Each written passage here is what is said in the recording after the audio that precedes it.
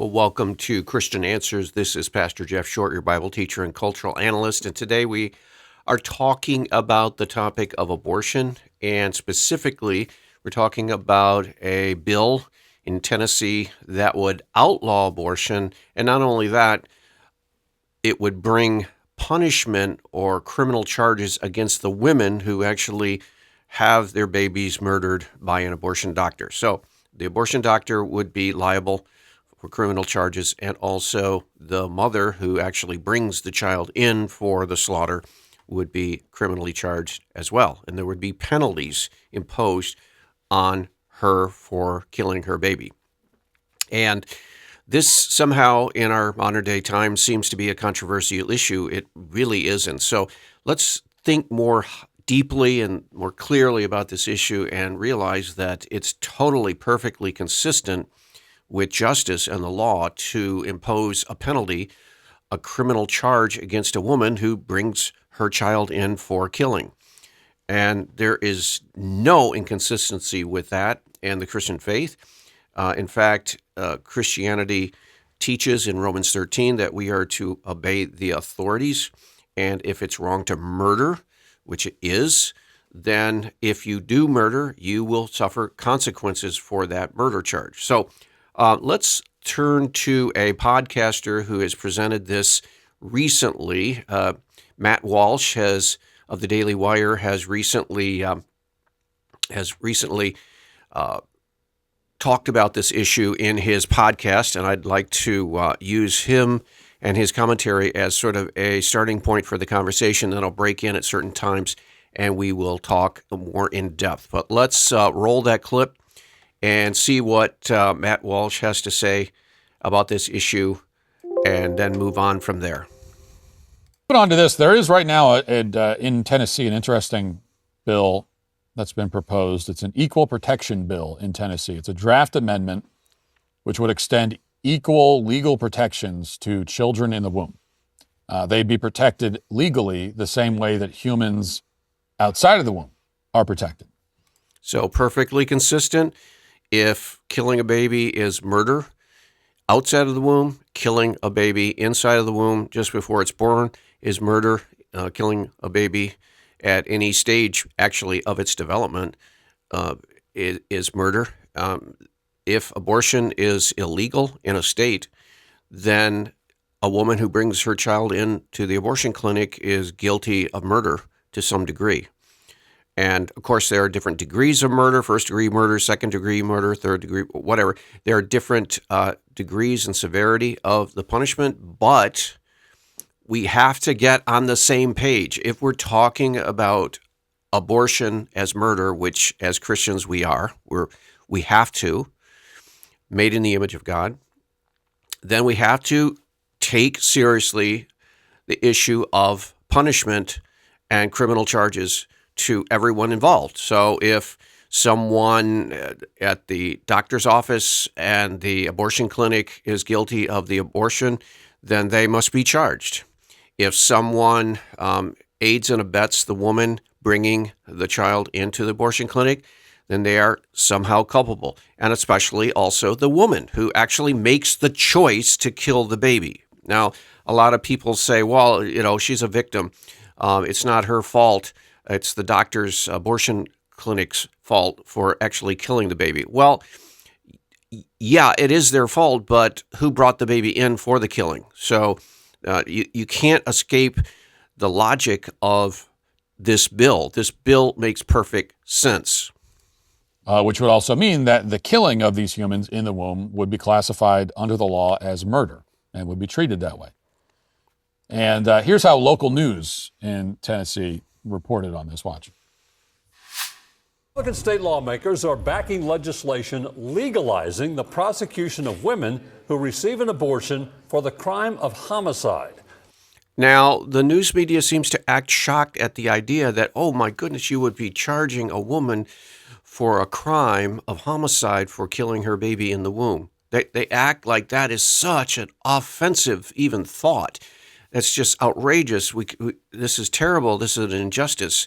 It's total hypocrisy to say that the baby in the womb even though it's alive, even though it's a human being, is not worthy of protection. So if we're going to protect the baby in the womb, then someone who takes the life of that baby in the womb that's being protected by the law should have to suffer criminal penalties. And it doesn't matter how twisted and sick our culture is, our secular society. We've been brainwashed into thinking that this is okay. The feminist movement have taught that abortion is a woman's right and all this lie. But no, this is totally consistent with justice. Good evening and welcome to News 2 at 5. I'm Bob Mueller. And I'm Haley Wilkes. If passed, women convicted of receiving an abortion in Tennessee could face years in prison or even the death penalty. Yes, if it's a murder of the baby in the womb and the woman brings her baby in for slaughter, if she brings her baby, delivers it over to an abortion butcher or doctor or abortionist, if she is the driving agent, the willful, intentional killing of that baby, then yes, she deserves to be punished in some way. Now, I know that there are a lot of pro-life groups. I think the National Right to Life, I think the March for Life, and I think the pro-abortion, many different local, state abortion groups, they don't want to say that because for political reasons, they know that there are so many millions of women. I think it's 1 out of every 3 women now in the United States, adult women, has had an abortion. The statistics come out around that. So they know that if you want to make progress on abortion, you have to not say that the women are guilty in any way. You have to see them as victims, helpless victims, and you go after the abortion clinic, you go after the abortionist, you go after the staff that assist in the murder of the baby in the womb. But for political reasons, for appeasing the feminist people or secular people, the pro-life groups have taken the position, well, we don't go after the women, we go after the abortionists and the abortion clinics. Well, okay, that maybe makes sense politically, possibly makes sense politically, but it's inconsistent. It's inconsistent, and it makes no rational sense when you actually analyze the argument. State Capitol reporter Tori Gessner explains. When it comes to abortion laws, it doesn't get much stricter than Tennessee. The state has a near total ban with no... Thank God for that. Tennessee, you got to applaud them and say you are really doing the right thing here. You are probably more into the will of God on this issue than any other state in the union.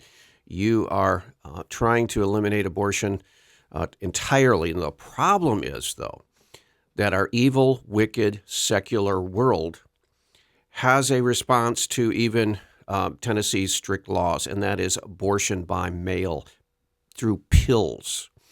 And women can order online these abortion pills, and you can have women in every little town, little hamlet, village. You can have them in the cities, of course, and even the major cities.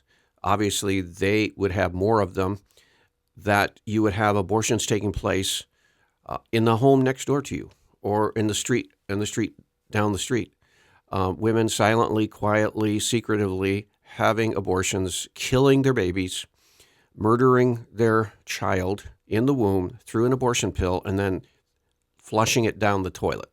And it goes into the sewer and out into the processing plant. And it's all silently, quietly hidden from everyone else. But this is really sad and sick and depressing to think about, that in your location, if you live in a city, next door to you, a woman might be committing murder next to you. Or if you go up to the Walmart and do your shopping, you might be passing women who have murdered their child.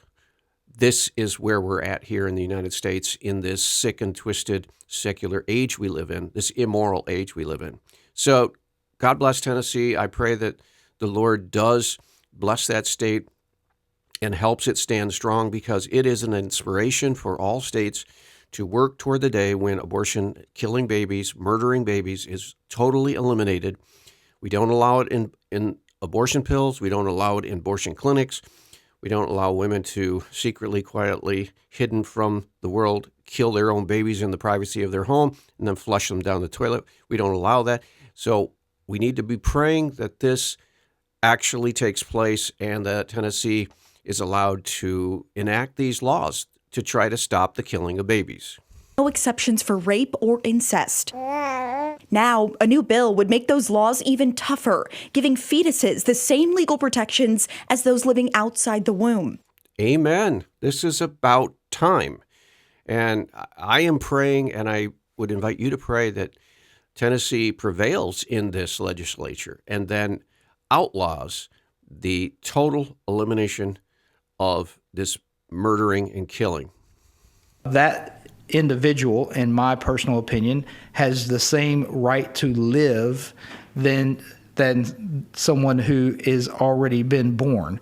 I don't think there's some magic threshold that you cross whenever you pass through the birth canal that suddenly bestows you as an actual human being. Republican Representative Jody Barrett talking about what he calls his equal protection bill on his podcast, The Woodshed. His proposal would make it so a woman who gets an abortion would face the same punishments as a woman who kills her baby after birth. There would be limited exceptions. If a life-saving procedure Okay, let me get that back. Okay. unintentionally results in an unborn baby's death, or if the woman has a, quote, spontaneous miscarriage. All we're saying is if you kill someone that is a life and being, you can be charged with whatever crimes or criminal charges that are on the books currently. And with equal protection for unborn, that means if you kill a child in the womb, you should be subject to the same penalties or same charges. Exactly. Well, I couldn't agree more. I think that this is, I think it's great. The logic is unassailable here. Either unborn babies are human beings or they aren't. Exactly. And if they are, then killing them is murder. And if killing them is murder, then there should be criminal prosecutions. I mean, Yes, and this is exactly what Donald Trump, believe it or not, said in a debate in 2016 with Hillary Clinton. And everyone was up in arms. He said that he was asked point blank. It was a gotcha question. It was a trick question from a secular journalist. He was asked, they said, do you believe that women who have an abortion should be prosecuted for murder in some form? And he said, well, yes, obviously that would have to be the case. If it's murder and she takes her baby to be murdered, she would have to pay some kind of penalty. Well, the press went wild. People were outraged. But the logic of that argument is unassailable. It is totally, perfectly consistent. If it's murder, if it's killing an innocent child in the womb, then the woman who brings the child in to have it murdered should have to pay some kind of penalty for that. one thing leads to another. One logical step leads to the other step. The only way that you don't end up with the same conclusion as the people who wrote this bill is if you disagree with the first proposition, which is that unborn babies are humans. But if you agree with that proposition, I don't see how you can logically end up any other place. Right. It's inevitable. It's logically inevitable. Right. So is the first proposition true? Are unborn babies human? Well, yes, obviously they are. Yes. It's not even a debate. They're living beings of the human species. If they aren't human, then what species are they? They got to be. Right. Ask the person who says they're not human beings. Well, then what are they? What species are they? What is the category they're in? They have human DNA. They have a heartbeat. They are alive. They're not born yet, but just because you go a few inches out of the birth canal and into the atmosphere of the earth instead of the mother's womb, why does that somehow magically make you a different being altogether? No, it doesn't. You're still a human being. You're a human being before you're born. You're a human being after you're born. And it makes no logical sense to say at a certain point, now we'll start treating you as a human. You were a human all along the way at different stages of development. So the logic is unassailable. You can't escape it. And the inconsistency on this issue is finally going to catch up, I believe. You can't exist in some sort of limbo state where you belong to no species. That's not a thing. It's not possible. unborn babies are conceived by two humans, and two humans cannot conceive anything but another human. And so unborn babies are human beings. That's it. That's all there is to it. It really is not a debate.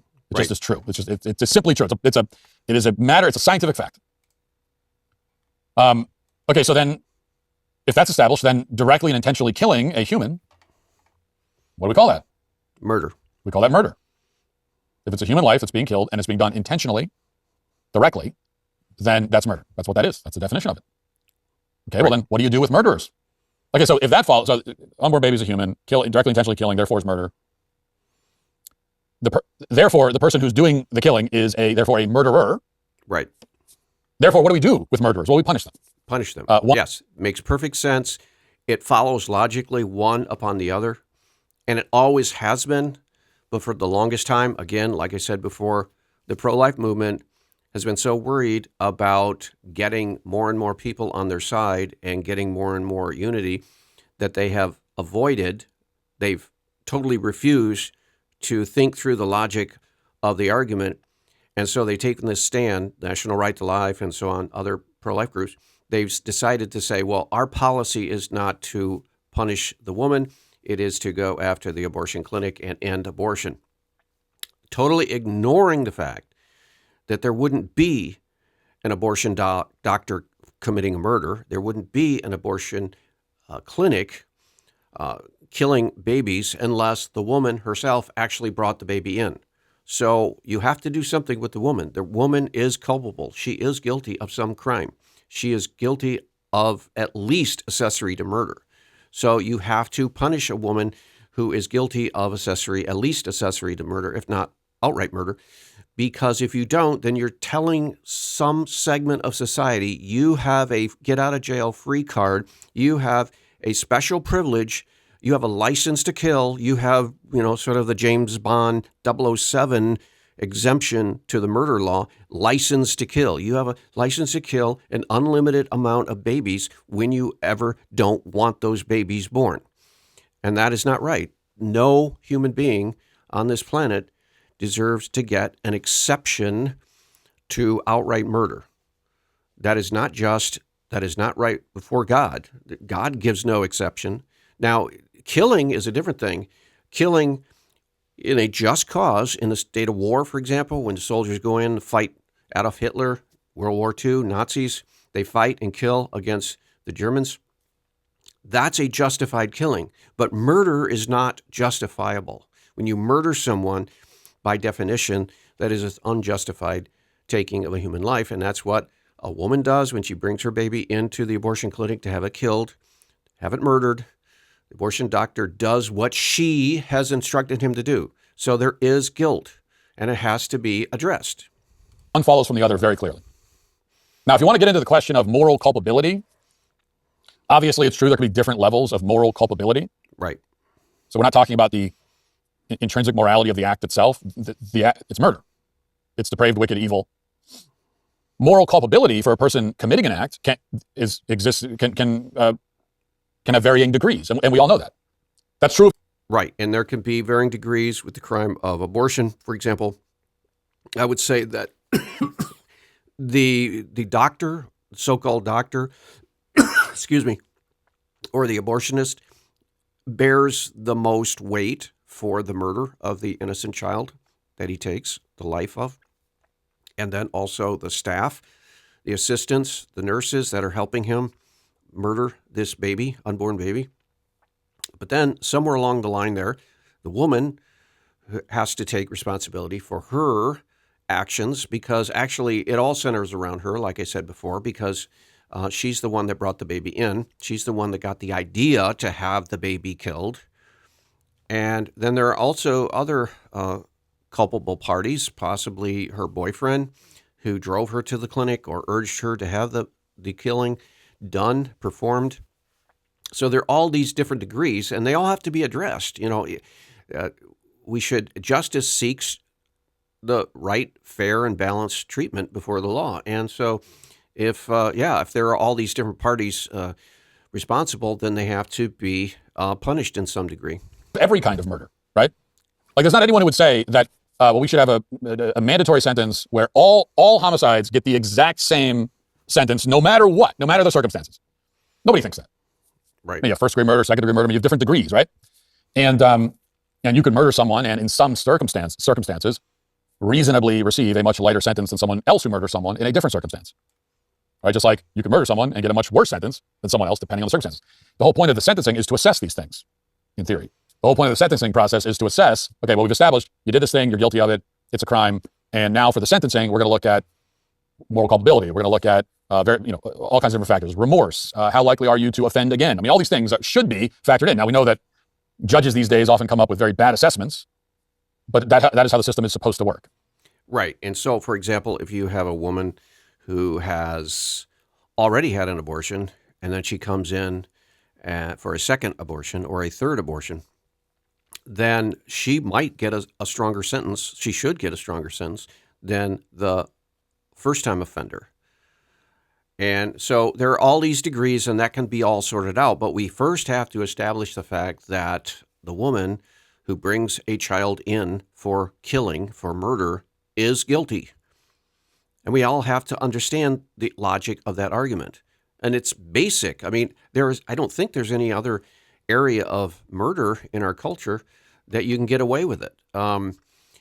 If you are a wife and your husband is beating you and you come up with a plan to poison him, poison his meal, his food that you cook for him at dinner time, and he dies,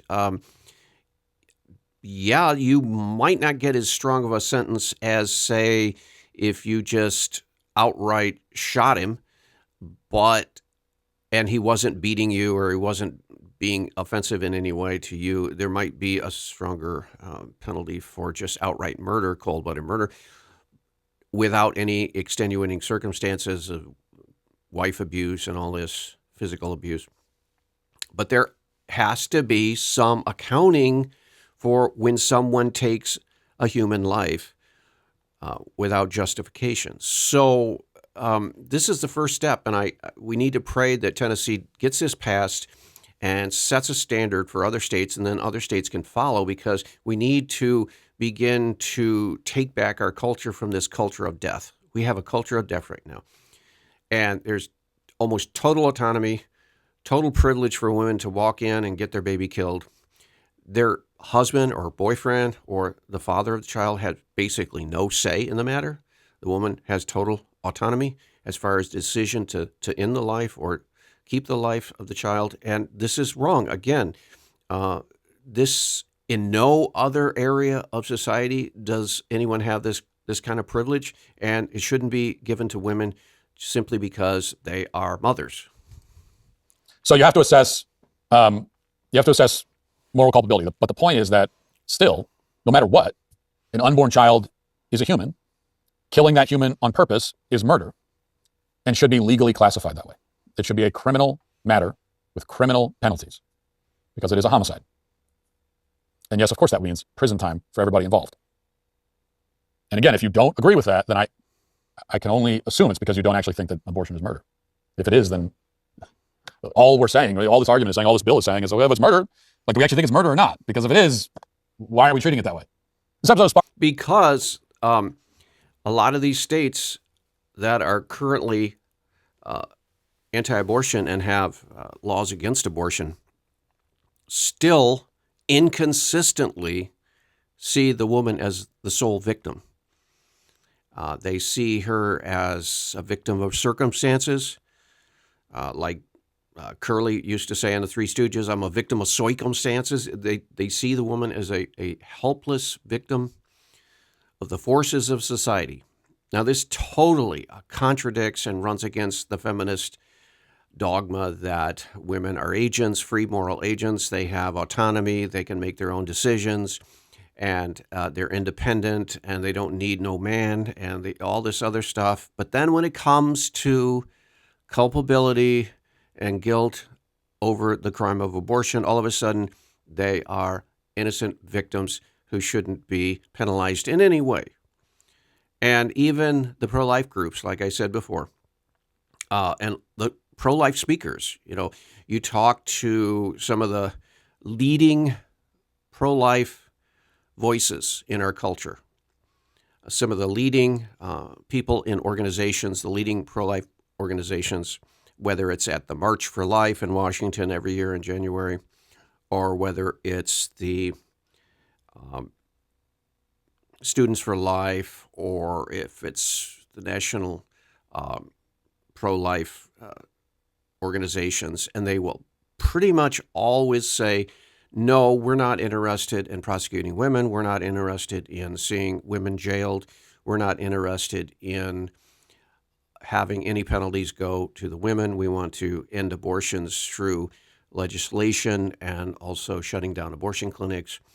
And we want to do everything else, but we don't want to see women go to jail. Well, the question is, well, why are you so intent on not putting women to jail if they're guilty of murder?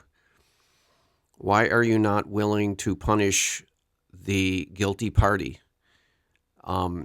So are you saying you're really not after justice after all? I thought ending abortion largely resulted from your concern about justice for the unborn.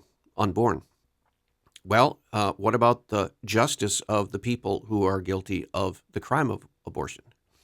So you just keep going on and on and on, and you realize, hey, this exception, this huge carve-out exception for women who commit this terrible crime, it has to fall. It cannot stand. You cannot have this glaring inconsistency with human life.